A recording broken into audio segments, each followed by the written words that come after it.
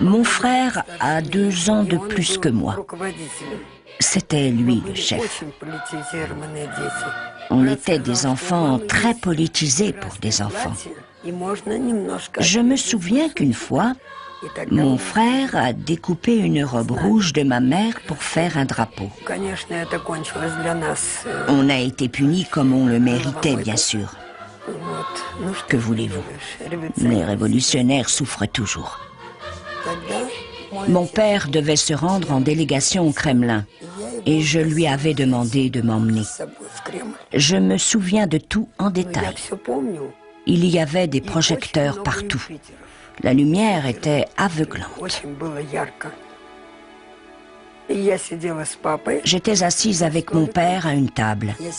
J'avais des fleurs dans les mains et j'attendais le moment d'aller les apporter.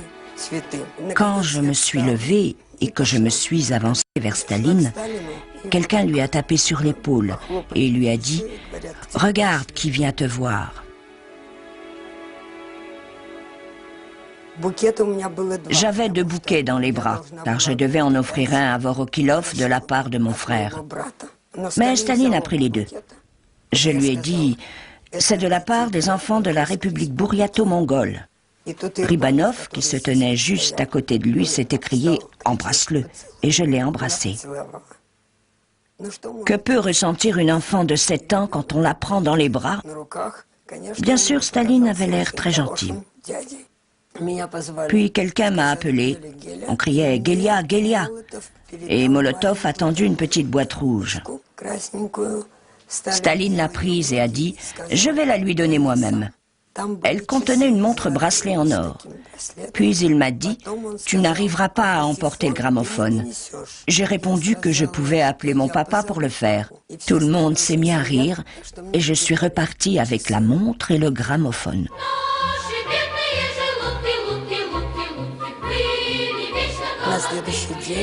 Le lendemain, ces photos étaient dans tous les journaux.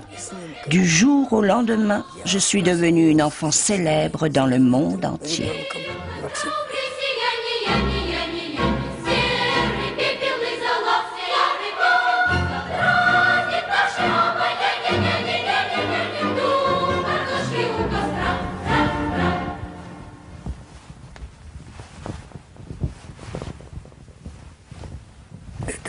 Voici ma mère, Domenica Fyodorovna Markisova, et mon père, Ardan Angadikovitch Markisov. Ce sont les seules photos que nous avons pu conserver après leur mort.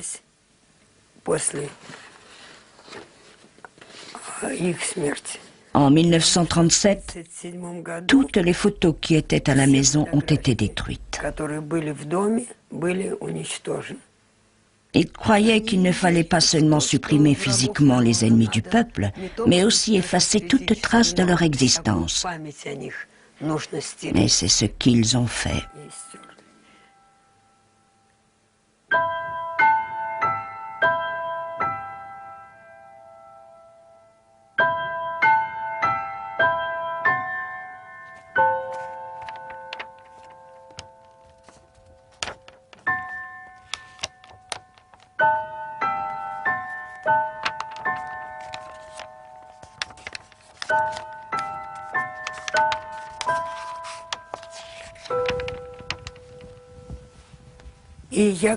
Bien sûr, j'ai étudié leur dossier avec beaucoup d'attention. Ça a été un moment terrible. Je suis restée jusqu'à la fermeture. En feuilletant tous ces documents, il m'a semblé qu'ils étaient couverts de sang. Que tout était couvert de sang.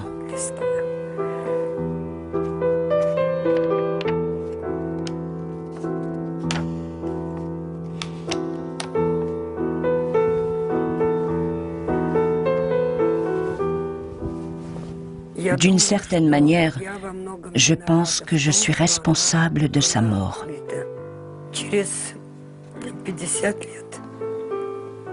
50 ans après, j'ai su pourquoi elle a été tuée.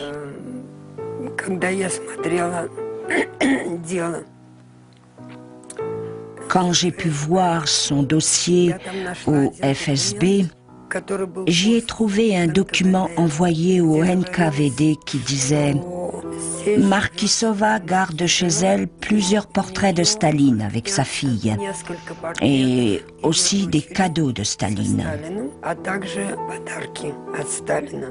Nous avons peur qu'elle n'agisse de façon imprudente et vous demandons ce que nous devons faire. »